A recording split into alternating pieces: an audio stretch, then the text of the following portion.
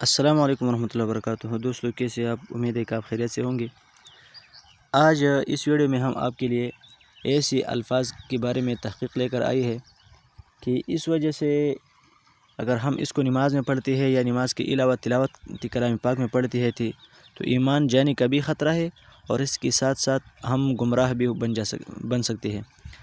لہٰذا دعا کی بجائے ہم اپنے آپ کو آزار اور اسی طرح جہنم کے مستحق بننے کی کوشش کر رہی ہے، کیونکہ ہم کو پتہ نہیں ہے۔ لہٰذا ہم دیکھتے ہیں کہ وہ کون سے الفاظ ہے کہ ہم نماز میں بھی غلط پڑھتی ہے، اور اسی طرح نماز کے علاوہ ایسے بھی ہم اس کو غلط پڑھتی ہے۔ سب سے پہلے اگر آپ دیکھتے ہیں سورہ فاتحہ، تو سورہ فاتحہ میں لوگ پڑھتی ہے الحمدللہ، یہ خا نہیں ہے۔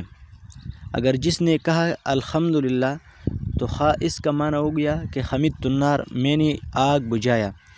تو الحمدللہ کا معنی یہ ہے کہ ہم اللہ کو بجھانے والا ہے، لہٰذا یہ کفر الفاظ ہے، اس وجہ سے انسان کفر میں جا سکتا ہے، لہٰذا اس الفاظ سے بچنا چاہیے۔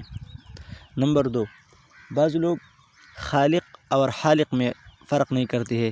اللہ ہمارا خالق ہے، خالق نہیں ہے، یہ خالق ہے، خا کی جگہ۔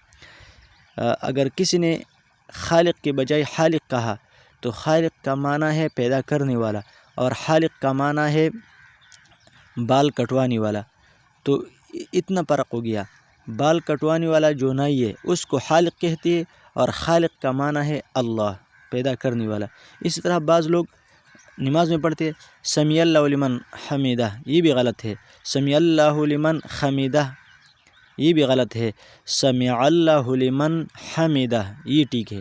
بعض لوگ سلام میں بھی غلط لفظ پڑھتے ہیں، السلام علیکم ورحمۃ اللہ، یہ بھی غلط ہے، السلام علیکم ورحمۃ اللہ وبرکاتہ یہ الفاظ ٹھیک ہے۔ اسی طرح سلام علیکم یہ بھی بالکل ٹھیک ہے۔ السلام علیکم بھی غلط ہے، السلام علیکم یہ بھی غلط ہے، السلام علیکم یہ الفاظ ٹھیک ہے۔